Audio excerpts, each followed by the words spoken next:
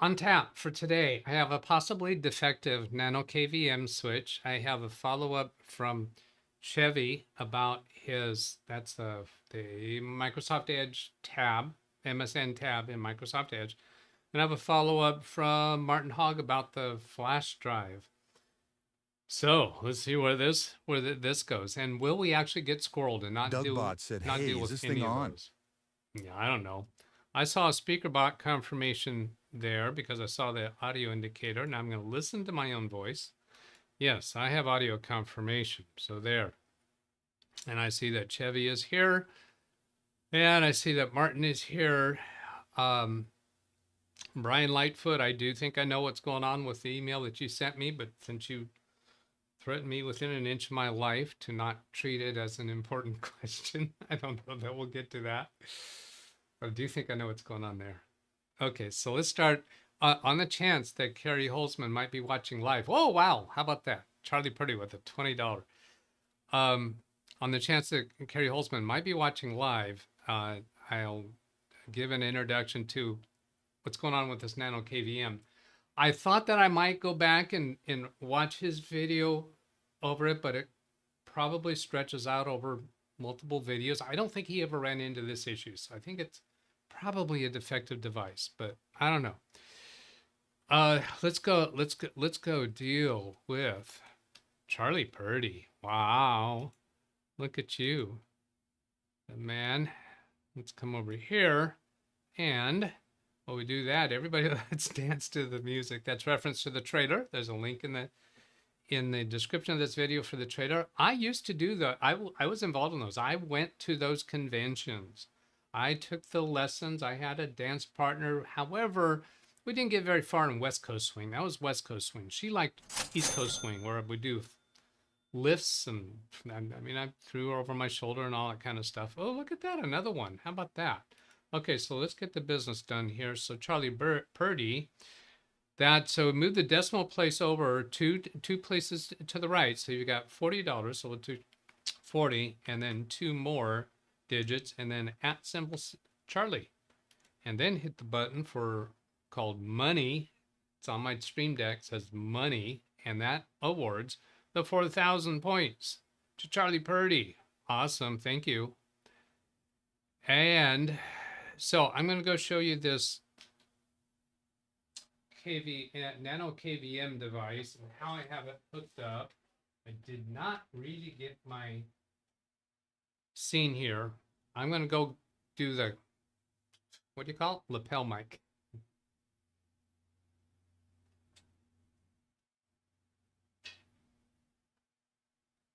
I know this doesn't sound as good, but it allows me to turn my back to you over here because I've got everything hooked up over there. So I won't be over there very long. So turn off that mic and turn on this mic. Now you're hearing me on the lapel mic. And I could go over here and listen to it myself and see what I hear and listen to it myself and see what, yeah. The audio quality isn't quite as good. Good. Now, that camera, is this going to come in upside down? It might. I'll flip it over. Workspace camera. Oh, that's okay. And then I have a button now to bring up longitude. So it gets me quicker to be able to focus that. Now I just have to figure out which camera it is. Oh, I think it's this one. If the zoom, yeah, that's it. And then focus. That's a little bit better. So I'm using this computer. It's a B-Link computer. I have HDMI connected to the nano KVM. I've got that's just weird. I have a USB type A to type C connecting to the mouse keyboard port on the nano KVM. This side I have a Ethernet cable. Now come back to here, switch my microphone back, and then come over to here. I've gone to the IP address that's displayed on the display panel of the Nano KVM. I can log in,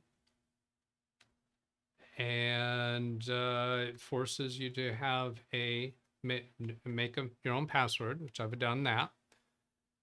So here it appears to be logging in. Nope, RoboForm, you're not involved here. So it's loading, and the screen never comes up. It's the loading symbol goes away, and I get no responsiveness whatsoever. If I plug in a wireless keyboard to the computer, which is not plugged in now, if I plug it in, I do not see a mouse moving around. I've been through all kinds of different variations in here. Martin says, in my opinion, the audio quality is closer and more intimate the way I have it now. Yes, I agree. I assume you're talking about the way I have it now. I've been through all these, haven't found anything. I have tried a different subject computer. I have tried different HDMI ports. I have tried different USB cables, different HDMI cables. I have found no variation on this symptom. So my hope is that Carrie is either watching this now or will watch it on replay after, and hit me up with, maybe, yeah, you got everything right. Send it back. Because it's just, I bought it from Amazon, right? Yeah, I think I bought it from Amazon. So I can just send it back. Don't try to fix it. Okay.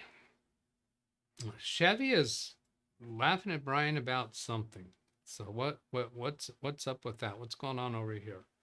That's all I'm going to do on that Nano KVM right now. Spin right will fix it. Yeah.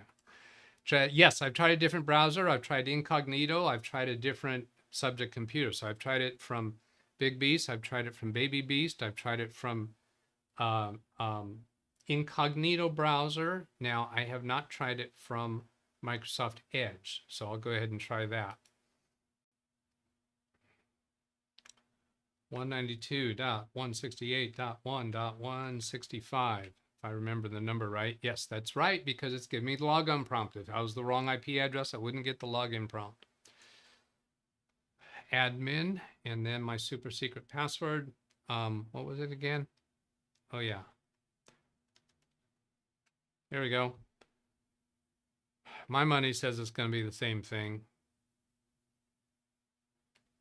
because money talks. All others walk. No dice. What was he laughing at? Welcome KSGIP. Read chat, please. Out group of ignored people. In my opinion, the audio quality is closer and more intimate. I had heard that. I had got that one. This one, my message to you at 9:05. It's not putting up with me getting through this one segment before I come to chat. Just come on, Doug. Listen to me. Now. You gave Charlie Purdy points, but forgot to give Chevy any points. Chevy, I gave Chevy points yesterday, didn't I? Did he do a super chat today?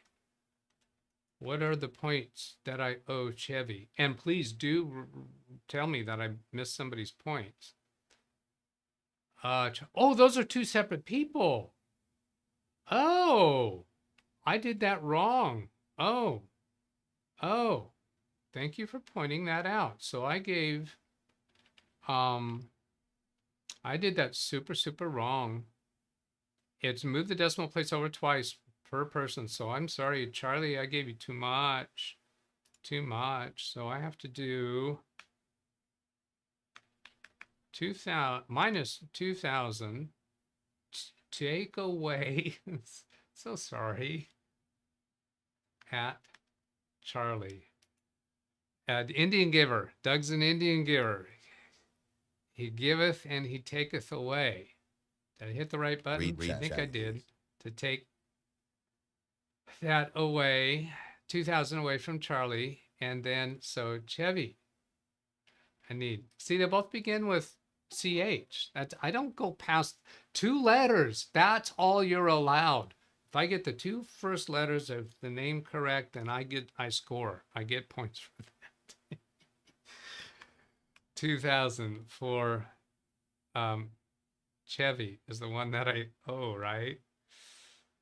I gave Charlie, so now I need to give at Chevy. That's just hilarious. Thank you. And let's that was Brian that brought that to my attention, right? So Brian, let's give you some points for looking out for me and making me right.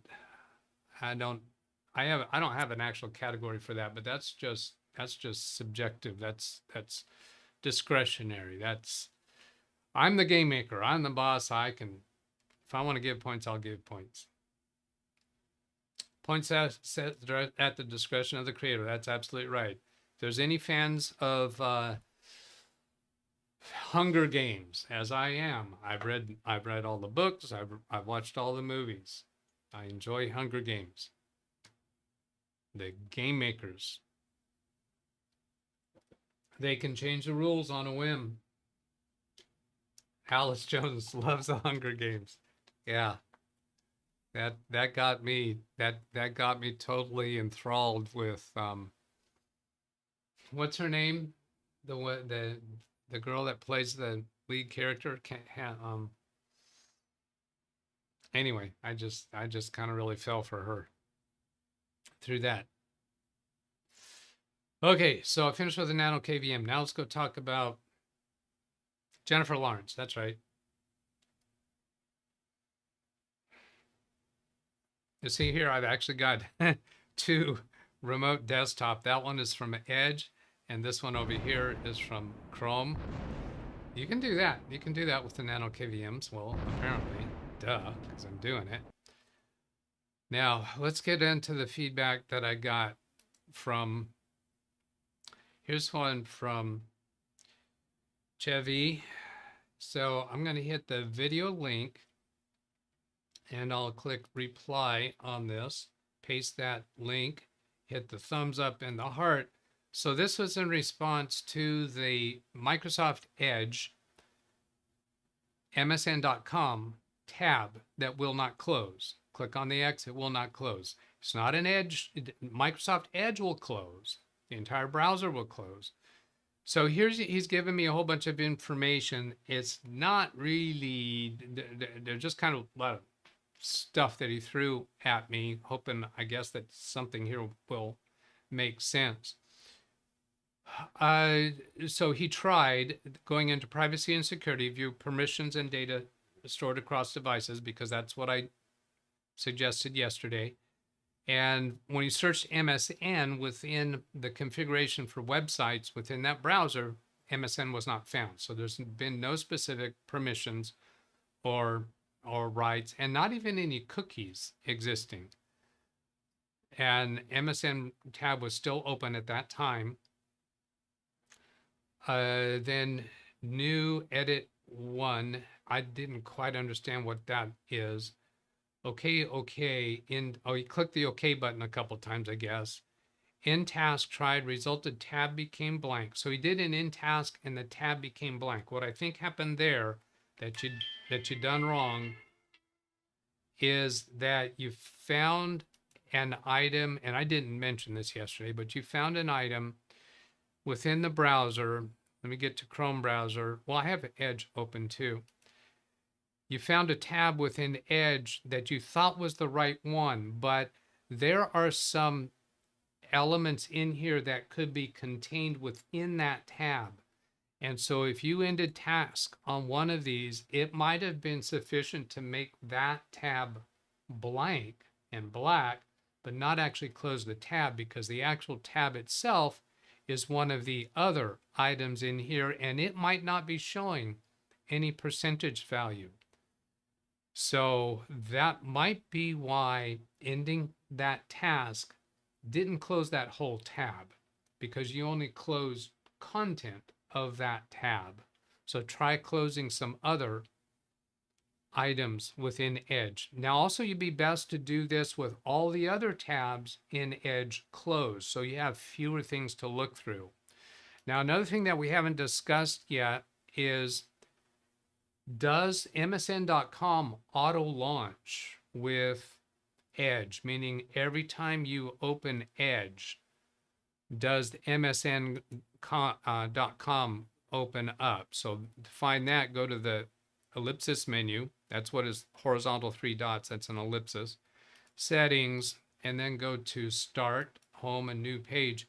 If it shows up in here, ms.com, then use the 3-dot menu over here and delete it from here so it does not automatically open when you launch Edge. Then close Edge, reopen Edge, and manually browse to msn.com. Now, are you able to close the tab? If yes, then that indicates there is something wrong about the setting in here for this page. Now, once you have it open and it can close, then open it again, come back into settings and do the open these pages for whatever pages you have open at that time. Now try exiting Edge, relaunching Edge, and that may have reset Microsoft Edge as it pertains to that automatically opening website. If you had a hard time following that through, then I suggest you go back and just play that through step by step and follow the instructions that I just gave. Now then, another piece that we hadn't talked about yesterday is come up here to the upper right corner to the ellipsis menu. There, that's how to get that. Why do I not get that on command? All right, it's just 2 taps. Tap, tap. That gets me that. Don't hold it if I... No, now it's just working every time. But anyway, come up here to the ellipsis menu, go to New in Private Window. Go to msn.com. Read chat, please. And probably open something else so that so that when you close the tab, you're not actually closing Edge. I'll get to that in a moment. And then see if you can close the Edge tab. Okay, so here we'll go to this. Read chat, please, over here. See, does any of this happen in a different browser? Yes, Jim, that's a good question too. I don't recall him telling us that already because this whole thing was introduced as a tab in Microsoft Edge won't close. And it's an msn.com tab. Microsoft browser, Microsoft website. I have come across many problems where a Microsoft product doesn't get along well with a Microsoft product, and I've even come across times where Microsoft presents a message. This is the vendor's fault, the other guy's fault. It's not my fault. I'm paraphrasing drastically, hazardously. Hazardously. Dukes of Hazzards, yeah, that's how to pronounce it right. But Microsoft blaming the other Microsoft. See that all the time. Hello, Scott. Nice to see you. Then ellipsis was a pro of ellipse. No, I don't think so. In this case, I think the ellipsis, I think that's the right way to call that. I'm going to test it. I'm going to check on it because you know I'll do that. You know I'll do that. Come on, bring it up. Come on, Copilot, you can do it. Get up here. Giddy up. Giddy up. Okay, let's see what it says right away for that. Is this the right pronunciation? Ellipse refers to the oval shape of geometry, while ellipsis is a 3-dot punctuation. See there? I'm right. No, ellipsis is the 3-dot punctuation. Ka-ching, ka-ching, ka-ching. Okay, so that's got to be worth, yeah, Doug only gets 200. Live Windows training. What? He's going to award points to himself? Yeah, I guess so. Because, yeah, I was right. You were wrong. Okay, now let's move on to Martin Hogg. Because we just knock him out. Knock him out. Knock him out. Knock him out. Now, I'm not going to bring up... This is email correspondence. Martin and I had a couple of correspondence back and forth. So I'm going to read these to you. We had an email exchange where we both said, let's let it go. Let's just buy a replacement. I think he might have even told me that he ordered. And then he came back with another email later. Here's what I'm going to read it to you verbatim. 2:38 my time yesterday. Hi, Doug. Just thought you would like to know that I have fixed it, and my Kingston 64 gigabyte pen drive is now working again. Three smiley faces. That's it. That's all. He left me hanging. Your friend goes for a high five and you just leave him hanging. No explanation. Zero, zip, nada. Scratch, bupkis. None.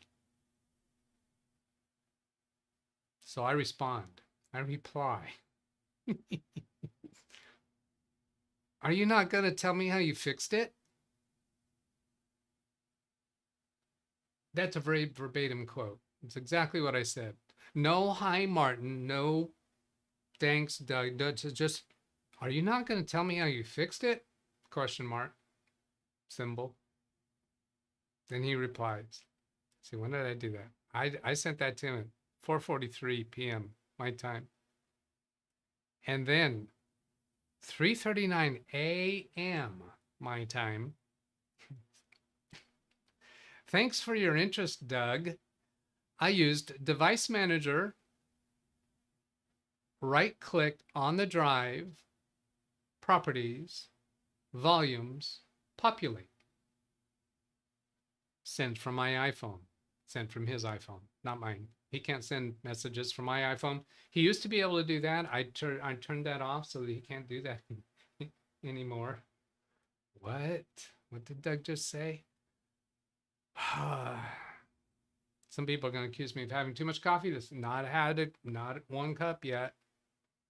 Thanks for the interest, Doug. I used Device Manager, right-clicked on the drive, Properties, Volumes, Populate. That does nothing. That did not fix it. Okay, so I'm going to read between the lines. Here's my detective mode here. I think that it just started working. I think that Martin just went through, had thrown a bunch of stuff at it, and then it started working. And the last thing that he recalled doing was going in Device Manager, right-click on the drive, Properties, Volumes, Populate, and it's working. So I'm thinking he doesn't know what fixed it, which might mean there's an intermittent problem. And I'm really wondering about, like, was there any kind of adapter that he used from one computer to another and carried that adapter with the thumb drive, flash drive, jump drive, whatever, all these different words. Pen drive is another word that he used. Has it not pushed in far enough? I had an experience just yesterday working with this KVM switch that the USB plug wasn't pushed in all the way. It did a little snap. USBs normally don't do a snap, but this one did. We've seen that happen to Kerry Holzman, where he doesn't have something pushed in. He pushes it in further. I think, no way, that's not going to do it. It's not. Yeah, and it fixes it. So I'm thinking, Martin, it started working. He's not sure how it got started, how it got fixed. And that's why he sent the message. Just let you know that I fixed it. I figured it out. Martin said, I figured it out. I fixed it. And it's now working again. But he didn't bother to tell me because how he fixed it. I'm not really sure. Martin, am I right about that? Not really sure what fixed it. Because that happens to all of us, doesn't it? Doesn't really. Oh my gosh, Jim. No, I didn't chuckle. You're not getting points for that. The problem is the connection. Many times. Scott, just to John. Yes, it should have most of the planning done next. Hey, they were having a separate conversation. All that Popular does is shows the volumes. Personally, I would not use that flash drive. Certainly don't rely on it. But do we ever rely on flash drives, really? Aren't they kind of temporary things? They've got our tools and such. They should not have the only copy of an important content. So you could continue using it knowing that it's not highly trustworthy. But should you ever trust any flash drive? No. Nada. It's used for transferring things from one to another. Or maybe you got your tools on it and you copy them over again. Or maybe it's for launching a rescue disk for your rescue drive for your backup software, but you have your backup software, you can easily make another one. Now that populate, for those of you who don't know, I'll go demonstrate that. Now I don't have a flash drive plugged into Big Beast Build right now, but that's okay. I can show it otherwise. I'll go into Device Manager. It's on my screen number 2. Yeah, I can show it to you over here. There's my menu. So I'm choosing Device Manager, and I can pick any drive, I think, and demonstrate that. So if I come up here to disk drives, for instance, I think I can right click on this one, choose properties, go to volumes, and then right in here, here's the populate button. All this does is it populates these fields right here, because right now it looks like this drive has got a problem. It doesn't even exist.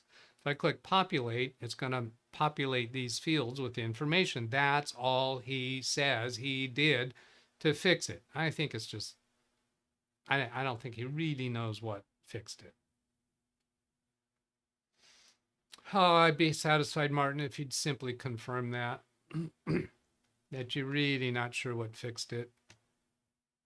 He's only got 3 messages. Let's see. Nope, his name shows up 3 times. Nope, he hasn't given us any response about that.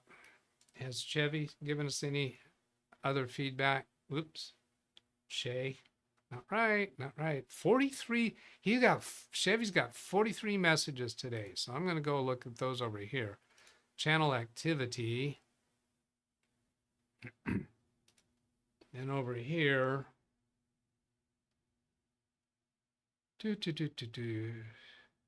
I saw an okay, will do. So I think it's what I referred to about other things for him to try there.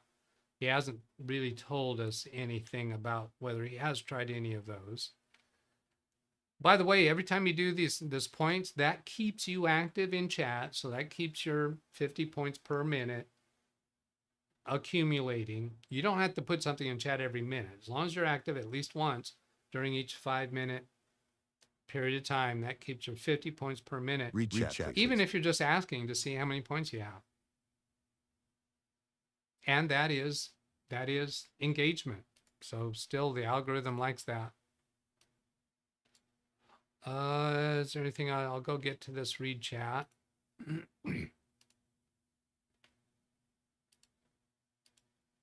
I'm clicking that button there. It didn't happen. That last read chat. No, Disk Manager showed read only and offline immediately before. Also not a connection issue, as tried various PCs.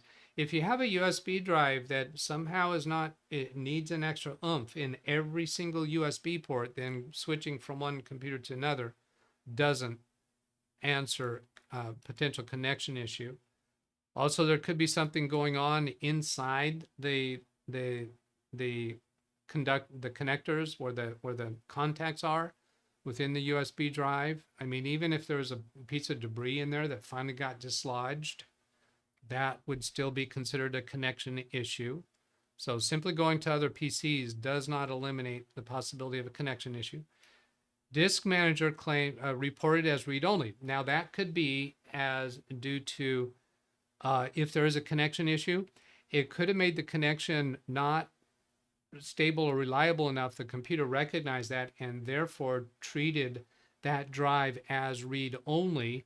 We do know, and it was not mentioned, I did not mention it yesterday, and I think chat hinted at it, but that is as I understand, a design feature of flash drives, SSDs, every digital storage.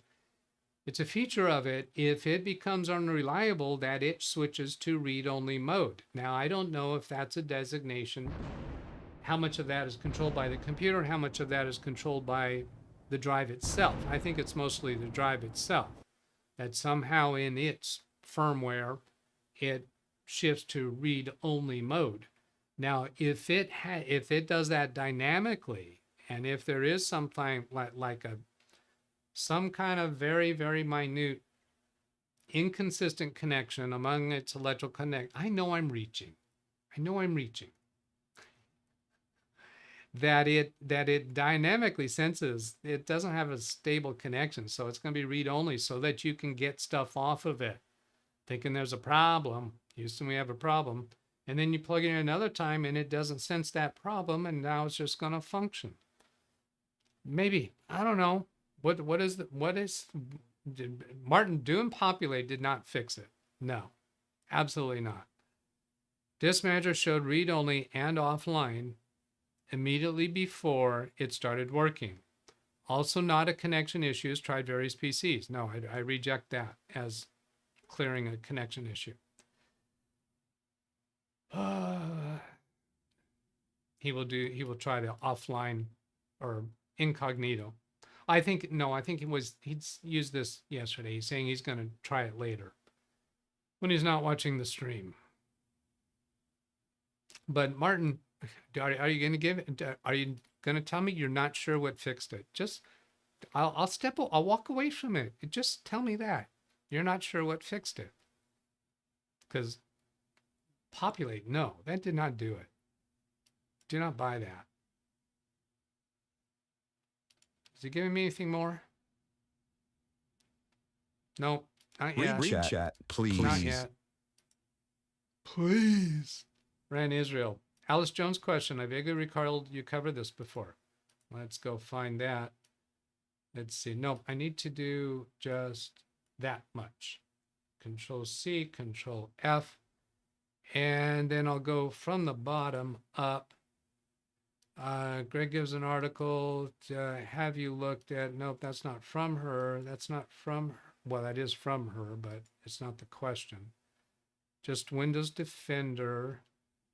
Policy been set in a registry. It's Windows Home. Now I've got Alice, so I'm going to go to channel activity and see her comments this way. Anyone know how to get rid of run by an organization on Edge? Yes, that is a policy. In Edge, let's see how well I can remember getting to that. Let's go to Edge.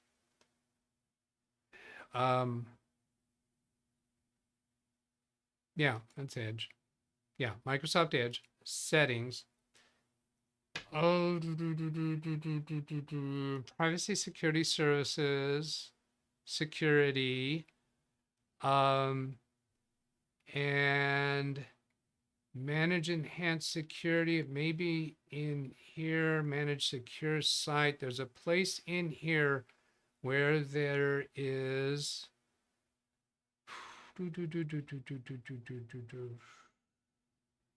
pretty sure it's in here. And I have covered it before. I've come across it before. Now, if your computer is managed by a policies of a domain that you're joined to the domain, you won't be able to clear it. Now, but I don't think that's the case for Alice because she's not there. I have seen this happen by virtue of, I think, a third-party antivirus product. I know there's some other environment where that happens too, just from a consumer product. So let's see if some random AI will get me to the right place. But yes, I have addressed that before. You know, I might even have it titled as a video on my channel. Let's try searching for that. Run by an organization, Microsoft Edge, group policies, accidental enrollment, third-party software, probably not malware, not manual registry edits, Windows settings, no, delete the Edge folders, no, no.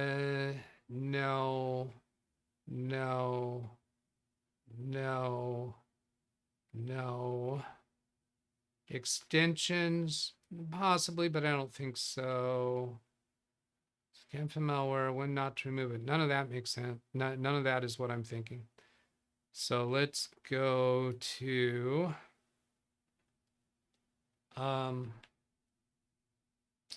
Rate chat, please. youtube.com/LWTDB. And Ran Israel says, maybe try deleting local GPO files. I think it's easier than that. I think it can be done straight within Edge. Then if I go magnifying glass and let's see, managed by organization. Run by organization. I think it's managed by organization, not run.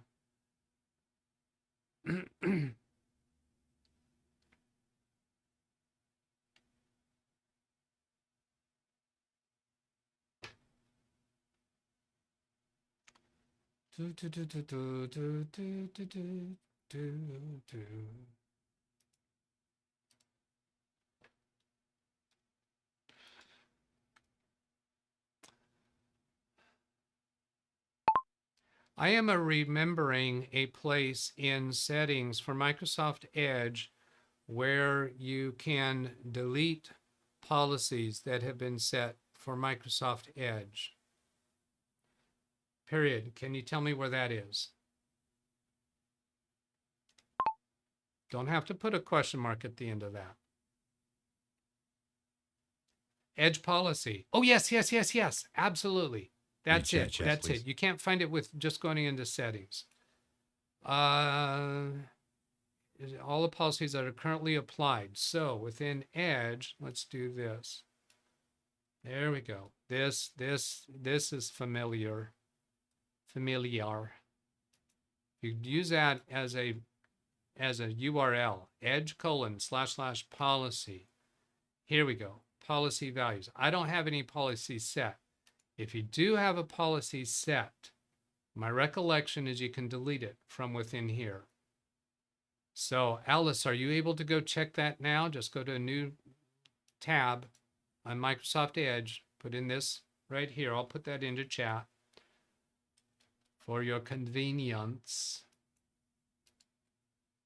And see if there's something in there. Try this at LJ. So just drag across that, Control-C copy, and then go paste it.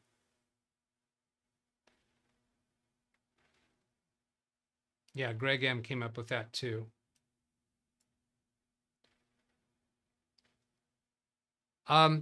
Chris, I'm kind of on board with you, and particularly with what Kerry demonstrated yesterday and his members only, because you can configure a flash drive to not use, what's it called, you can configure it to operate faster, to do performance mode, which means it is using the buffering thing, the cache. And if a particular flash drive has been configured for that, like if you're at somebody else's computer, you don't know if they've configured it for that. So I feel comfortable with properly ejecting because it might be configured that way. And what I haven't tested yet, and this idea came to me based upon Kerry's members only yesterday, is if you configure a flash drive to use cache, means it has to be properly ejected, and then take that flash drive to another computer. Does that setting follow the flash drive, or is that setting only for that flash drive in that computer? I don't know that. Kerry might know the answer to that, but I haven't tested that yet. But because it can be configured to where it's important to properly eject, I'm inclined to just keep that habit up. Well, I'll tell you what, Scott has been interacting with people around here. Raise Scott, chat, you are going to be blue. Because I know I've seen you more than one show. You haven't been misbehaving. You're interacting with people. So you are now blue. Blue as blue can be. Rand Israel says it's only for that computer, for that flash drive. So if I'm walking up to a client's computer and they've got a flash drive in, and I want to remove that flash drive, or I'm talking with them over the phone, could it be that somebody else in their office has done it? And then there's that other setting, the check mark, the secondary check mark, for flushing, have Windows flush it. So that would indicate to me, I think what it is that Windows will periodically flush the buffer so that after a period of time, it's safe to just pull it out. But if Windows is not automatically flushing that buffer, then that buffer could stay active and important for a significant amount of time. So I think it's highly unlikely that, and particularly since the content of a flash drive should not be the only place where you have that file. However, some people do that. So if you're supporting someone else, I still feel a lot more comfortable ejecting it. It's not hard to do. It's not time consuming. But my own, I won't stick to that on my own. I'll pull it out on my own on a whim. But as my regular routine, I'm more likely to eject it if there's any question. 2 seconds, if that. And particularly, I do that all the time on I swap backup drives for a server. I go over there and swap them out every other week. And that server operating system is an older operating system. So this thing about being able to pull them, now that's because the default in Windows these days with new Windows is that safe removal is not required. But on these backup drives, no, I'm going to do eject. So, and we've heard many times from Kerry. He respects people having their own way of doing things. And where am I? Oh, wow, I'm in overtime. I did get to all 3 of the topics that I mentioned at the beginning of the show. So, as I have been trying to do, I'll catch the oranges. Now, there were comments in chat that I've seen over the last, I don't know, 2 or 3 shows that I grabbed, and I'm not going to go over them now. I'm just going to show you that I grabbed them as potentials. And just acknowledge them. And there are things that I grabbed from chat thinking that these were worthy of follow-up conversations, but I think some of them we did follow up on. So if you see your names in here and there was something there that you had brought up that you want to bring back on another day, just know that you're welcome to do that. And then let's see, not that one. Seems like there was another listing of chat messages that I had lined up somewhere, but I'm not seeing them.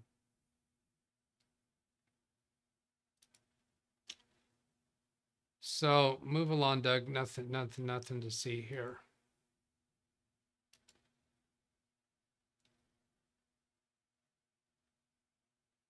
Again, thank you, Charlie Purdy and Chevy.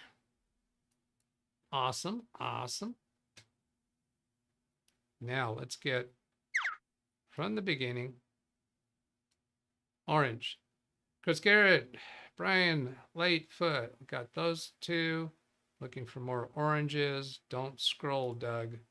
Do the one screen worth at a time. Frankie B, hello. I saw you retracted a message. Slow down, take it easy. Oh, let's go back up here. What is he saying? Did I get back to it? I kind of double clicked in there. Slow down, take it easy, he said. Let's go back. Add points, those oranges from me. Wow.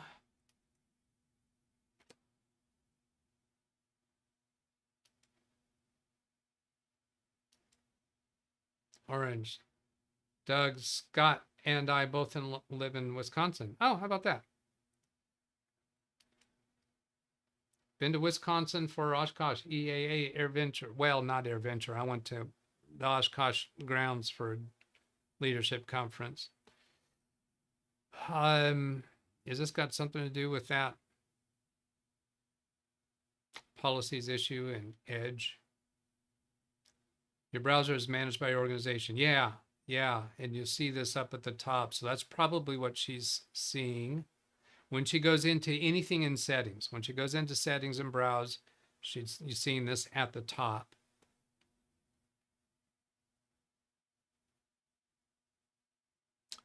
Don't have to be applied from your organization. It could be a different program on the computer that sets it. It gives some examples there. And then here's the edge policy. Yes, absolutely. I wonder if I can edge policy. Huh. Can I Google that? Edge policy, YouTube, live Windows training -DougBetts.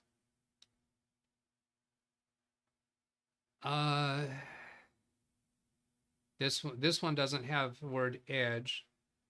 Microsoft Edge browser policy documentation. That's not video. Let's do videos only. Looking to see if it comes up with any of my videos. Nope. I'm not big enough and important enough yet. And also the search engine probably didn't grab that out of my video.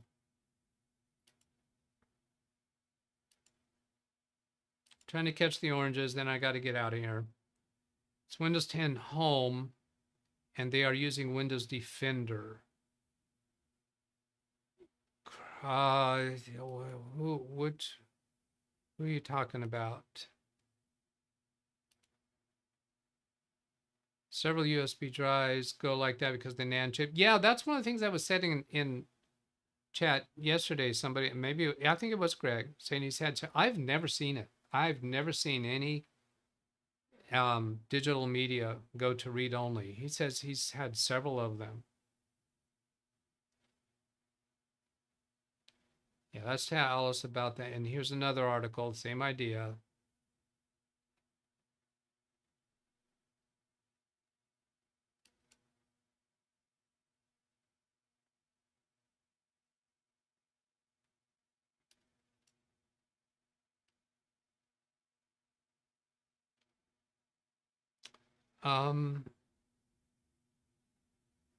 Where's the one that he said that it's home? Greg M, it's Windows 10 Home, and they are using Windows Defender at 9:34. Why did I not see that over here? I'm trying to understand what that comment is follow up from. Oh, here, Windows 10 Home, and they're using.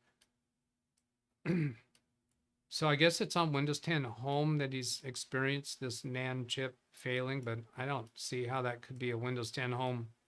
I don't think that would matter, Home or Pro. All right, moving on. I'm not sure I fully grasped that. Read Israel please. agreed. That could be agreed about the Home versus Pro. There wouldn't be a difference. Scott, I use Chrome, but somehow opened Microsoft Edge a few days ago and couldn't get it closed. And MSN. So he's saying he experienced MSN in Edge and couldn't get it closed. So he's experienced the same situation that Chevy was having, right? That was Chevy. Okay, I'm going to store that point and go see this. Read chat, please. I've got a few more. Meaning no domain and no special security software. Okay, for that, yeah, for that managed by your organization thing.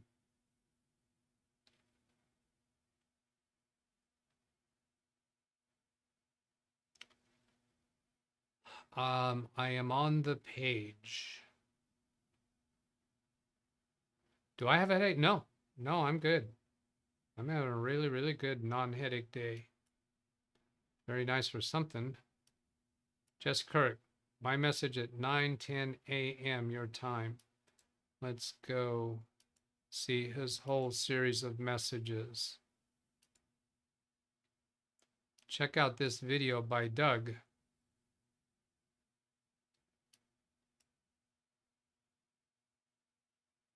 Oh, did he find it?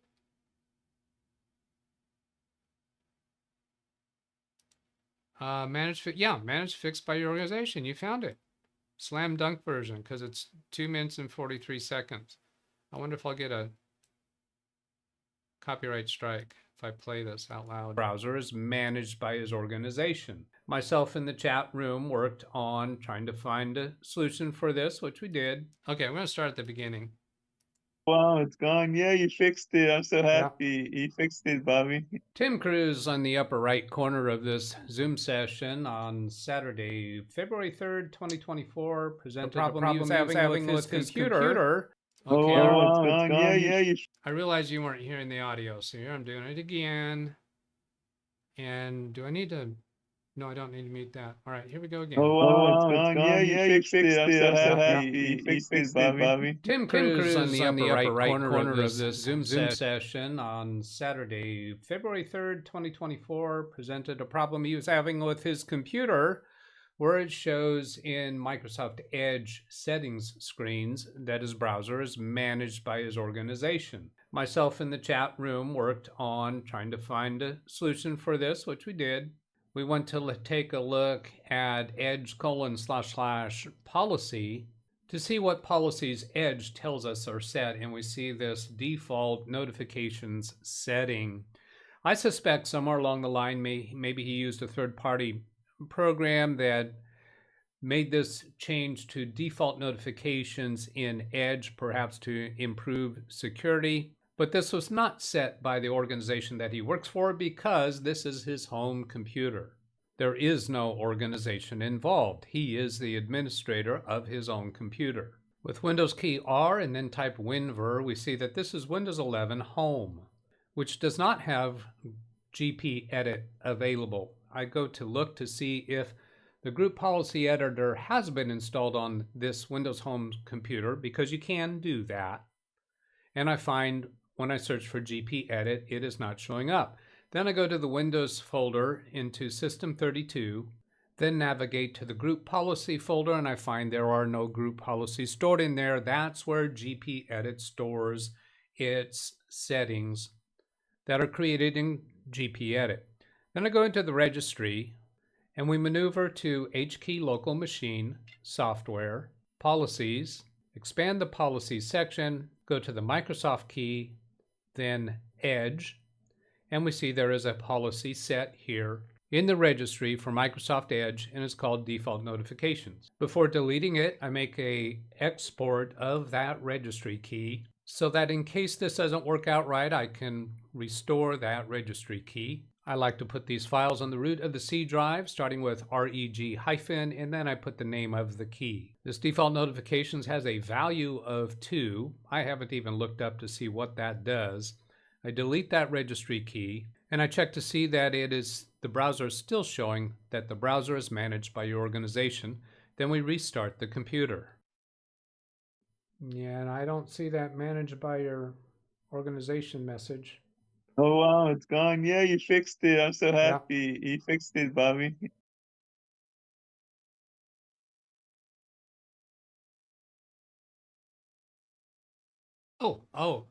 It's over. Okay. Yeah, so I think that's how to do it. Alice, give that a try. Doug, you're so weird. You're just so weird.